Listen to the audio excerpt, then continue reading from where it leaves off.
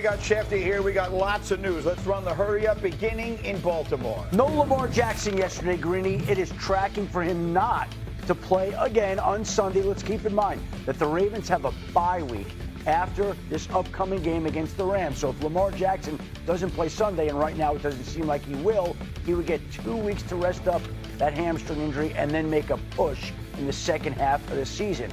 Big questions in Arizona surrounding their quarterback, Kyler Murray, who's dealing with a foot injury, didn't practice yesterday. They're saying he's day-to-day. He came back in and finished the game against Tennessee, so that usually is a sign that a player is able to play the next week. But if he can't, Jacoby Brissett would come on and start against his former Colts team in Indianapolis this weekend. And as for Brock Purdy, the 49ers quarterback, he also did not practice yesterday due to that turf toe. He could get another helping of Mac Jones, who's been tremendous for the 49ers so far. Last seen beating the Los Angeles Rams last Thursday night in L.A. We'll see whether Purdy can get back out there. But the fact that he wasn't out there Wednesday to start the week usually is a sign that we could be seeing Mac Jones square off against Baker Mayfield on Sunday. They're not the only team with quarterback rotations in Cleveland after trading Joe Flacco to the Bengals. Kevin Stefanski said yesterday he's not decided who will be the backup to Dillon Gabriel Sunday against the Steelers. Remember, Bailey Zappi is on the practice squad.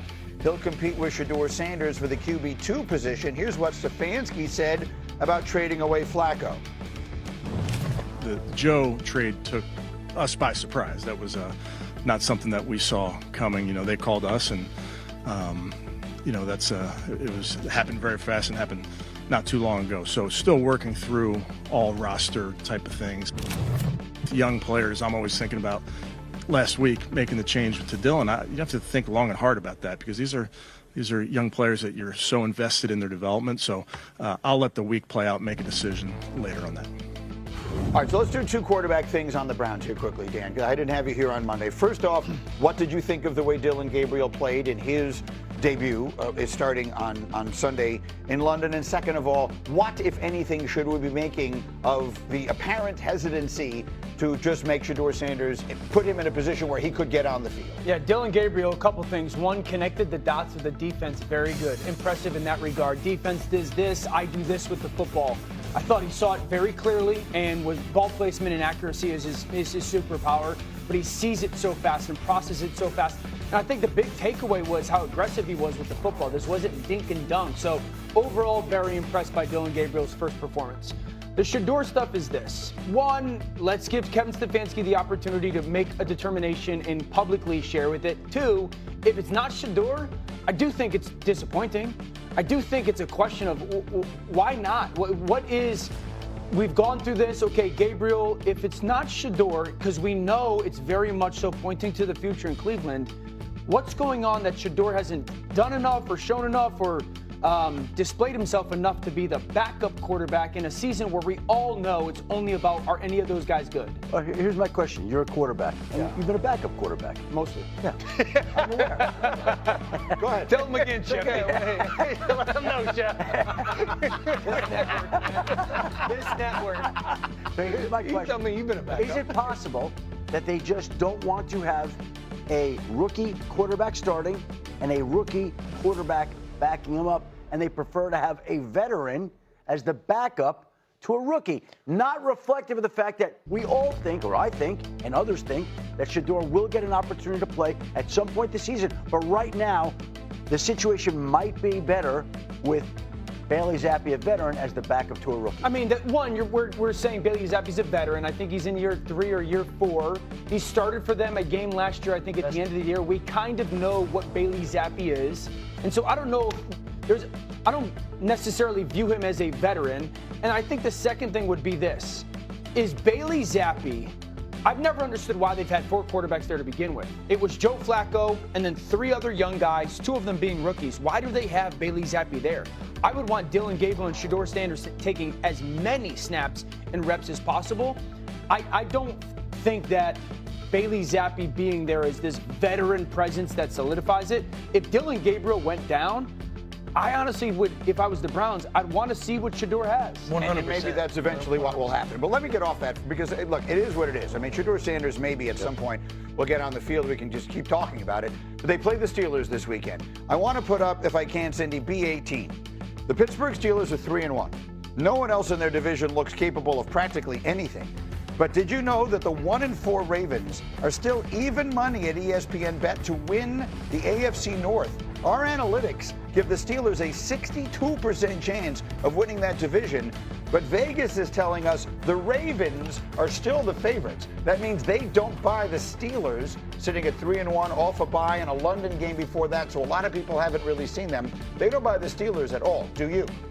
Look, this is the Steelers' division to lose. They're 3-1. The only time, in my opinion, that they've looked 3-1 is across the pond. They had a run game. They got DK Metcalf going.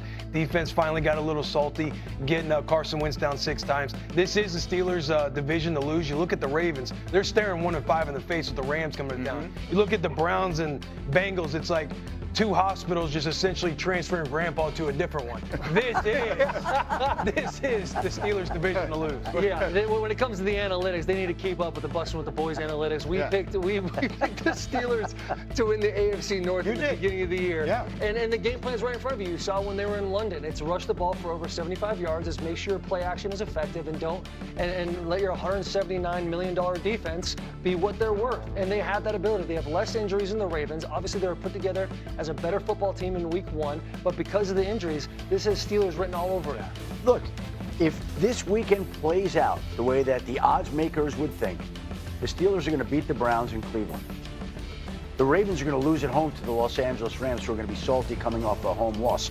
So the Steelers would be 4-1, and the Ravens would be 1-5. Yeah. This would be like the what is it, the tortoise and the hare? Yeah. Like somebody would have to come from way behind to catch them, right?